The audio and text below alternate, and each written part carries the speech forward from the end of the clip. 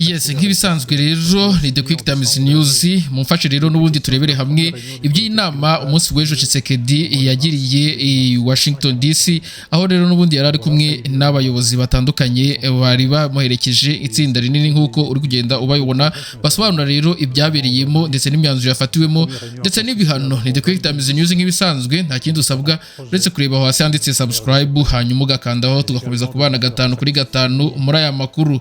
Twihuse rero, amasezerano ari kwihutishwa kuko kuyasinywe mu Kuboza 2025 ushize hari hateganyijwe ko inama ya mbere ya komisiyo ishinzwe kuyakurikirana iba mu kwezi kwa Werurwe mu ntangiriro z'uku kwezi ku itariki ya 5 Werurwe nyirizina, ariko yabayeho mbere y'igihe ukwezi kumwe mbere, bityo rero turi mbere y'igihe kandi hari intambwe nziza imaze guterwa. By'umwihariko rero uyu munsi iyo nama ya mbere yari igamije kubanza kwemeza urutonde rw'ibishinga itandukanye Repubulika ya Demokarasi ya Kongo yashyize ahagaragara, kimwe n'urutonde rw'imitungo itandukanye n'ubucukuzi bw'amabuye y'agaciro RDC yifuza ko aganirwaho, hamwe n'indi mishinga harimo n'ubufasha mu bya tekinike twifuza kubona. Izo ntonde rero zaremejwe kandi mu minsi ya vuba zizagezwa ku bafatanyabikorwa b'Abanyamerika bo mu rwego rw'abikorera. Ubu rero turava mu cyiciro cy'ingenzi cya leta kuri leta G2G nk'uko babivuga, tujye mu cyiciro gifatika kurushaho cya sosiyete ku yindi B2B, aho ubu rero abikorera bazaganira n'abakora muri uru rwego iwacu kugira ngo harebwe ko iyi mishinga yakwihutishwa. Haragaragara rero kandi ko ibigo bitanga inkunga n'imari bizaherekeza iyo mishinga yose. Perezida Trump wavuze ko intambara yarangiye, avuga ko aya masezerano ari amasezerano manini kurusha ayandi yose ubutegetsi bwe bwigeze kugirana ku mugabane wa Afurika, ariko abanyekongo bamwe baracyabifata mu gushidikanya. Ese mu by'ukuri ni iki kigizwe aya masezerano? Kuko uyu munsi turimo kubaza abikorera gushaka inkunga, ariko we agaragaza nk'aho ibintu byamaze kuba n'icyizere gitangaje. Ataha rero ni ngombwa gushimira ubuyobozi bw'ubutegetsi bwa Trump ufite icyerekezo gihagije cyo kumvaho isi igana. Christian, muri iki gihe isi rero itunganya, Christian ni umunyamakuru bari kuvugana, isi rero itunganya cyangwa ikoresha toni miliyoni 23 z'umuringa, ariko bitarenze umwaka wa 2040 izaba ikoresha toni miliyoni 40 z'umuringa. Kugira ngo rero haboneke ubucukuzi bw'ibirombe binini ku rwego rw'isi bisaba imyaka igera kuri 17 cyangwa 18 rimwe na rimwe, bityo rero hakenewe ishoramari rinini cyane hagati y'uyu munsi na 2040 rigena hagati rero ya miliyari 300 na 400 z'amadolari ya Amerika. Nta gihugu na kimwe rero ku isi uyu munsi gishobora kwikorera inkunga ingana n'icyo cyenyine. Hakenewe rero ubufatanye bufatika kandi rero bwa strategy. Tugomba rero gukorera hamwe, tuganire, duhuze ubumenyi n'ubwenge ndetse rero tunahuze n'imari. Niyo mpamvu rero nyine iyi nama yabayeho.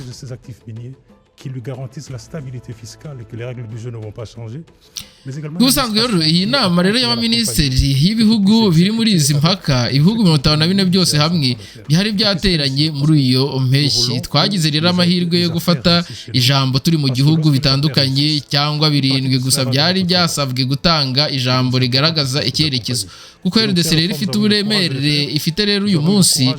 Christian, iyo tuvuga ko dufite umutungo kamere w'amabuye y'agaciro uruta ayahandi hose ku isi, si amagambo yo gukina, ni ukuri gufatika. ariko rero twasobanukiwe ikintu kimwe cy'ingenzi kandi nicyo twasobanuriye abanyamerika. Ntibihagije rero kubivuga gusa, bisaba kubikora kandi bisaba kugira ubutwari bwo gukora ivugururwa rero rikenewe.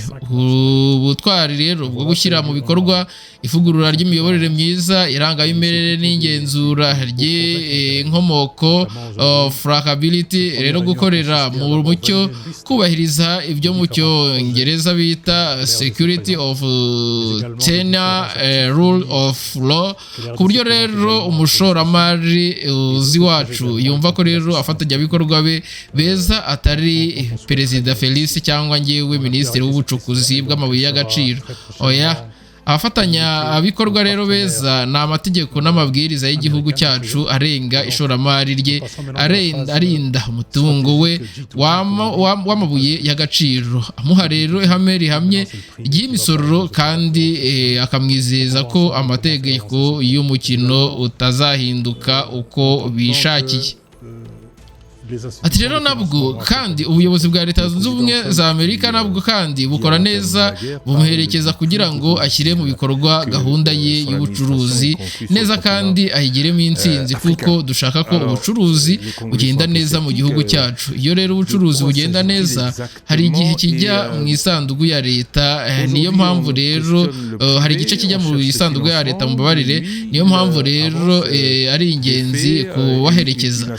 Ati rero niyo mpamvu rero twagize ubutwari bwo gukora ivugurura, harimo rero n'ivugurura rikomeye mu nzego z'ingenzi, cyane cyane mu bijyanye n'utugari twihariye tw'ubukungu, zone economique speciale, dutanga rero inyungu mu by'imisoro, ibindi byishyurwa imisoro ya gasutamo n'inyungu mu mikorere y'ubuyobozi, harimo na serivisi zitangirwa ahantu hamwe, guichet unique. Byose rero bigamije korohereza abashoramari kuza mu bihugu.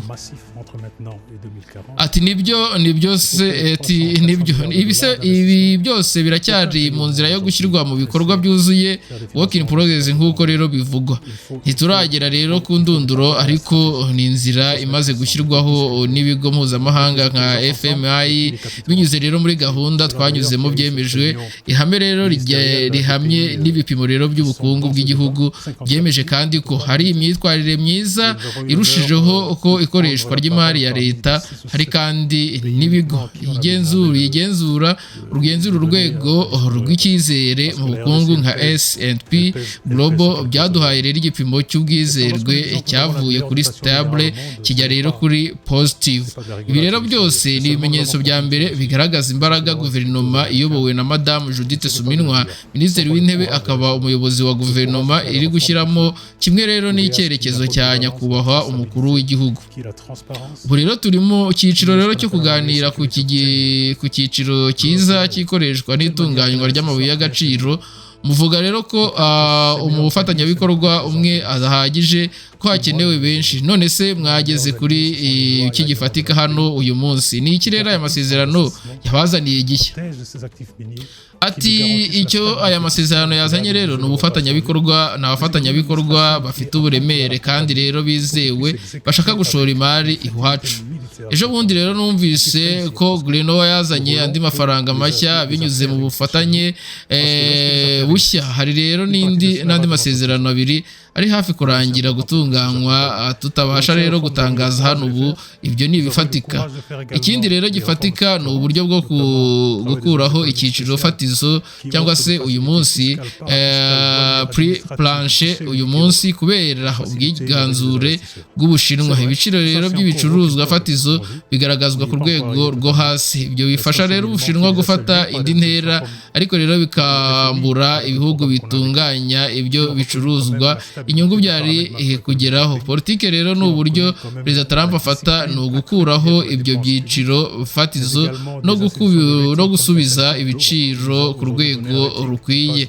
Ni umuhate rero uri gukorwa ubu. Niyo mpamvu hari ibiganiro by'igihugu 54 bigamije kongera kuringaniza ibintu. Ibyo ni ibifatika. Icyo rero umunyekongo ashaka kumenya ni ibi.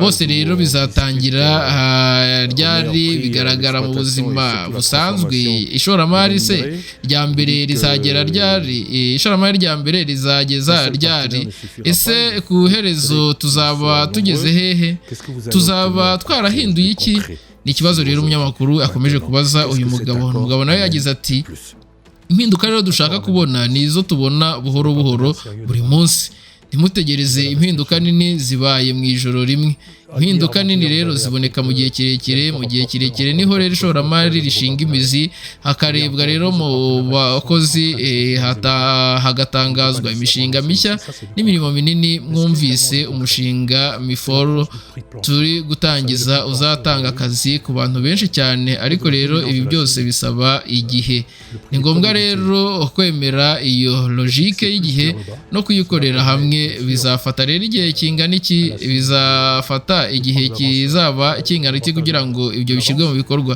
ni umurimo utazigera urangira ati none se urugendo rwihariye rwatanze iki ndabisubiramo ibyo twakuye muri uru rugendo uretse ayo mashoramari ari kuza mu gihugu by'umwihariko itangazo rya Glencore hari rero n'andi matangazo abiri hazaza atari Glencore gusa urugero uyu munsi kaminuza iratangaza ku mugaragaro ko igiye gushyira imari ya miliyoni 300 z'amadolari y'Amerika ibi rero bivuze imirimo mishya ibi rero ni ibifatika mu by'ukuri ariko kandi ni ukukwibutsa abanyamerika ko ubwo twagiraga amasezerano muhuza atari amasezerano rero anyura ku ruhande rumwe gusa yari amasezerano y'impande zombi kuko natwe dukeneye ituze n'amahoro mu gihe cyacu kugira ngo ubucuruzi bwose bugende neza kandi nanone ifatika ni uko hari ibihano biri gutegurwa ubu